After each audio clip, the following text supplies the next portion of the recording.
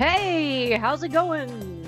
This is Kelly and my first YouTube devlog for Keishi Quest, my indie game. And for those who are curious in me and my voice acting, yes, I'm still doing voice acting. I'm still getting cast in roles.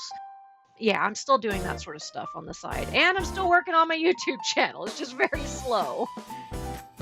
So I wanted to start out showing some of the very old sprite art I was working on for my game, which is incredibly rough, and I'm glad I scrapped it. These are supposed to be cliffs. They're very muted and horrible looking. I'm not even going to use logs at this point, and these are old crappy switches, and I guess that's supposed to just look like snowdrifts. But I worked on it, and I got it to this point, which is better. And I started kind of, making little sprite sheets. But it's still not quite where I wanted it, so I kind of played with it even more.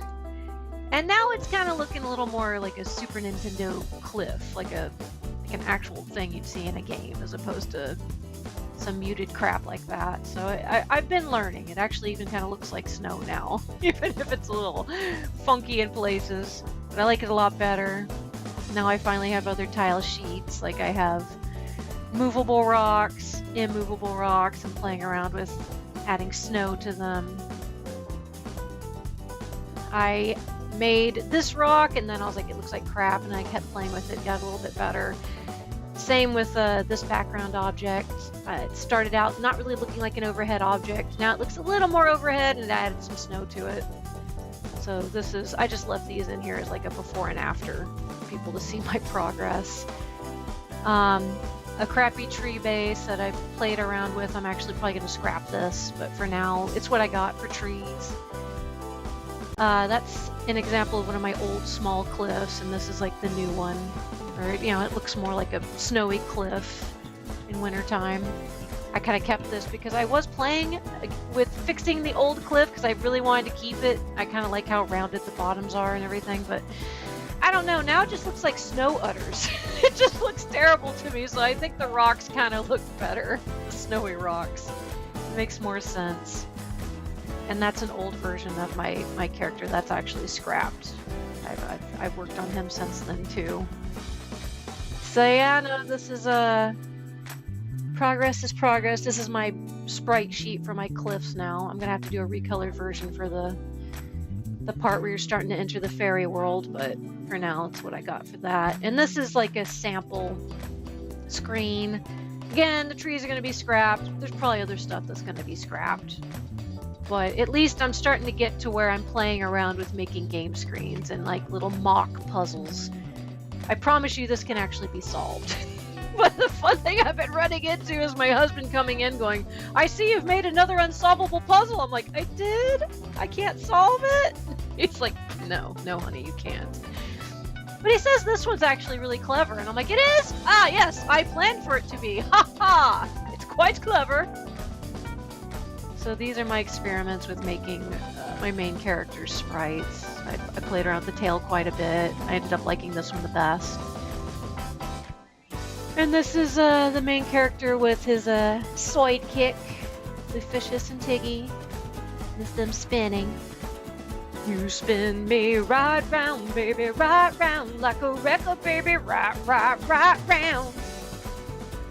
I'm kind of debating maybe making the outline for Tig black, because I don't know, something about the it just doesn't feel dark enough. It feels like he kind of bleeds into himself. I like the pink, but I don't know. More stuff that might be scrapped, played with, tweaked with. Like I might do something with his nose. I like his body, I like his tail, his ears. The nose kind of bugs me. Stuff's pretty much constantly changing as I look at it, and I kind of am like, I don't know. Like that kind of looks like a bib. I might mess with that a little bit. I like him on this side looks fine. That side, he looks like he's ready to eat some ribs. I don't know. It's a little much. And plus, I figure some of the cape should probably be showing through over there. Plus, I gotta do a walk cycle, so stuff's probably still gonna change at this point. I have no idea how I'm gonna do animation. I really don't. It's a little daunted by that. And this is my I'm using Photoshop to plan out some of this crap, me trying to plan the tutorial stage, which is only about 9 rooms so far. Let's see. The starting room, which once you leave it, you can no longer go back. All the purple is actually cliffs you can't surpass unless you come at it from like this angle, like right here. So once you jump down from here, you can't go back here. And this room is basically just, if I remember right, my color-coded cliffs, like pink is the lowest cliff, yellow is the medium cliff, blue is the highest cliff. So this is just a jumping puzzle. It's extremely simplistic. I'm not making any sort of complicated map at the moment. Since it's just me trying to do all this by myself. Yeah, we're starting baby steps, which is good. Hey, it's a tutorial stage. It should be simple, right? So yeah, essentially the way I have it set up is you'll hop down here. This will be the first puzzle room, and you'll go in here and solve. This is basically the room that I just showed in a sprite. And since it's up top, this blue area up here, I figure I'll actually have a background, like there'll actually be mountains, like the Eladon Hills or something fun like that. So that's what's going to go there. That's why there's nothing there. The game screens normally are going to fill all the way up here. I haven't set up the menu screen yet. I don't have, I'm not even sure if I'm going to put the menu like up top, if I'm going to put it to the side.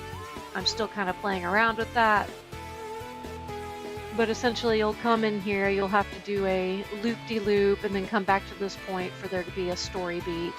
And then after this point, the tutorial stage is going to shift to something of a transitory stage between this world and the fairy world. And so the colors are going to change. They're going to be a little bit brighter, a little bit more blue, a little bit more vivid to kind of show that you're not in this drab reality, but in the other world or nearly there. In fact, let me find where the hell did I put it? Hold on, I know what I'm doing. Yes, I know what I'm doing.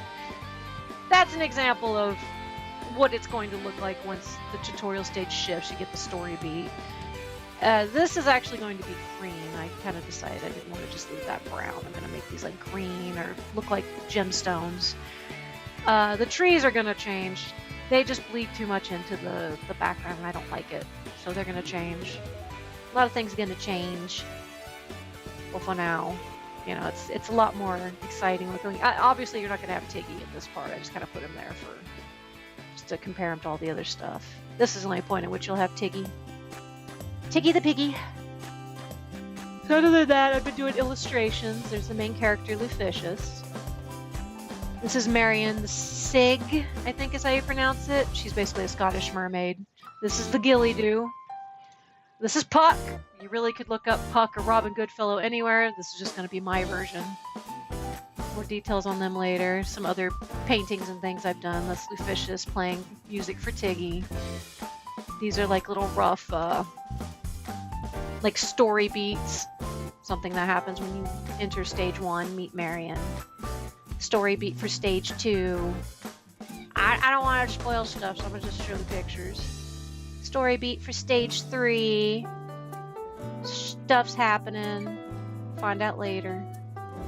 And this is just a finalized illustration for Marion and a finalized illustration for Ghillie-Doo, of which I plan to do one for Puck as well. Plan to do a few for Luficius, for Tig. I plan to do some for the secondary characters too, of which there's tons of sketches and things. But for now, that's basically where I'm at. I do have a Twitter. Hold on, breeding stuff. Yeah, I've been looking up a lot of Innocent Impulse is actually a really cool mod. Anyway, let's go to my Twitter. So if you want constant like little mini updates, this is the Twitter where I'm doing the devlogs. It's where I'll post like art and other things. There's currently a casting call going on. This is going to be a fully voiced game. Yeah, I know it's a bit early to be doing casting calls, but I want to do promotional material with the voice actors. And I'm going to be doing like little mini comics to showcase the characters, get people familiar with them. But yeah, no, I just constant updates. Sometimes I repost other indie games. Sometimes I post crap about fairies. It's just a fun little thing I'm doing to try to get people interested in the project while it's in the works. I'm probably going to be doing the entire demo myself, so wish me luck. And thanks for watching, guys. See you in the next devlog. Bye.